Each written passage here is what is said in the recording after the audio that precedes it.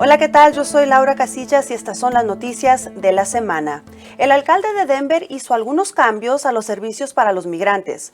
A partir del 10 de abril, a los migrantes recién llegados se les permitirá permanecer en los refugios de la ciudad durante solo 3 días, en comparación con los hasta 42 días de antes. Porque no creemos que nada va a cambiar del gobierno federal ni de las leyes federales para cambiar oportunidades para gente que están llegando. El alcalde Johnston también presentó el nuevo programa de solicitante de asilo de Denver de la ciudad.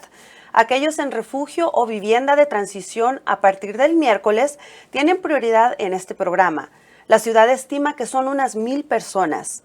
La mayoría de los migrantes que llegan ahora deben solicitar asilo para obtener un permiso de trabajo, lo cual puede ser caro y requiere un periodo de espera de 180 días. Los que vienen ahora están básicamente solos. Los migrantes dicen que será peor para la gente que llega aquí ahora. Raúl llegó a Denver hace un par de semanas. Ya no está en el refugio, por lo que no calificará para el nuevo programa. No tenemos un hogar, no tenemos la ayuda, de verdad no tenemos la capacidad de sostenernos porque no tenemos trabajo, pues, ¿me entiendes? Los defensores están preocupados por lo que significan estos cambios. La policía de Denver está investigando 2 agresiones sexuales en los refugios para los migrantes de la ciudad. El hombre acusado es de Denver. Los hechos ocurrieron el mismo día en enero en 2 hoteles que están siendo utilizados para alojar a personas de Venezuela. Una mujer que vivía en uno de los refugios conoció al hombre en una tienda cercana. Según documentos judiciales, el hombre le dijo que vivía en el mismo refugio. La llevó a una habitación, sacó un arma y la violó. Menos de una hora más tarde, el hombre agredió sexualmente a otra mujer. La policía arrestó a Tyler Reed el mes pasado. No está claro cómo pudo pasar la seguridad y entrar en los refugios. We have to make sure these people are safe. These are people who fled instability. These are people who fled violence, and for them to come here and someone to do something unconscionable to them is just, it's unacceptable. Ninguno de los hoteles involucrados en este incidente sigue siendo utilizado como refugio. Ahora mismo la policía de Inglewood está llevando a cabo una investigación relacionada con un video que muestra a un asistente de autobús golpeando repetitivamente a un niño con necesidades especiales. Este video fue grabado el mes pasado en un bus escolar de Littleton. El video muestra cómo Kiara Jones, que está sentada al lado de un niño de 10 años que no es verbal y tiene necesidades especiales, golpea el cuerpo del niño y luego lo vuelve a golpear varias veces en la cara. Actualmente la policía de Inglewood está investigando y está revisando más videos.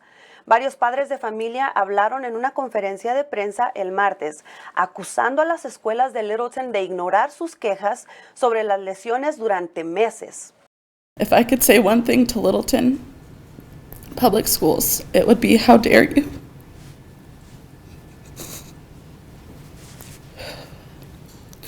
How dare you fail my son in such an astonishingly preventable way? La semana pasada, el superintendente del distrito escolar les dijo a los padres en un correo electrónico que Jones fue despedida. La policía la arrestó por sospecha de agresión grave. Una madre de Thornton está pidiendo ayuda a la comunidad para encontrar a la persona que atropelló y mató a su hijo el 31 de marzo. La madre dijo que Esteban Muñoz Díaz, de 19 años, estaba en una fiesta antes de que un conductor lo atropellara y lo matara en una zona rural del condado Weld. Dijo que el cumpleaños de su hijo fue el domingo. Sin embargo, en lugar de celebrarlo, se queda con sus recuerdos y muchas preguntas sobre lo que llevó a la muerte de su hijo. Las autoridades dicen que después de que el conductor golpeó a Esteban, huyó del lugar. La policía está buscando al conductor, pero no tienen muchas pistas. No hay información del coche ni testigos. El fin de semana pasado, Xcel le cortó intencionalmente la electricidad a 55,000 clientes en 6 condados como una medida preventiva por los fuertes vientos que impactaron a todo el estado. Sin embargo, no hubo ningún incendio forestal durante el fin de semana. Esta semana los comisionados de servicios públicos de Colorado dijeron que están de acuerdo con los beneficios de seguridad de los apagones, pero sí quieren más respuestas sobre los métodos de Xcel para apagar y restablecer la energía.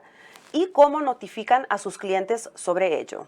Los comisionados dicen que han recibido más de 400 quejas y comentarios sobre los apagones y tendrán una audiencia pública este miércoles. O.J. Simpson, el exjugador estrella de la NFL, que se hizo famoso después de la muerte de su ex esposa, falleció este miércoles a la edad de 76 años. A través de las redes sociales, su familia anunció que había fallecido luego de perder una batalla contra el cáncer. Simpson estaba recibiendo tratamiento por cáncer de próstata a principios de este año. En Colorado, los latinos jugaron un papel muy importante para hacer del béisbol el deporte que es hoy.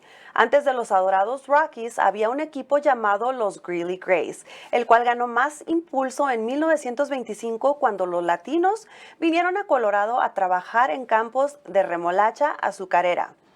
Jugaban en su tiempo libre y por su esfuerzo y pasión se volvieron en uno de los mejores equipos. Actualmente hay una exhibición en el Museo Histórico de Greeley que resalta el impacto de los latinos en el deporte.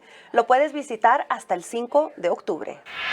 Y si quieres participar en el Maratón de Colfax este año, necesitas reservar tu lugar rápido ya que el espacio se está acabando.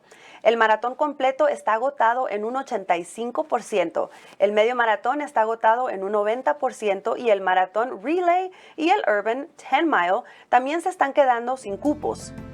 Este es un resumen de lo que sucedió. Nos vemos a la próxima.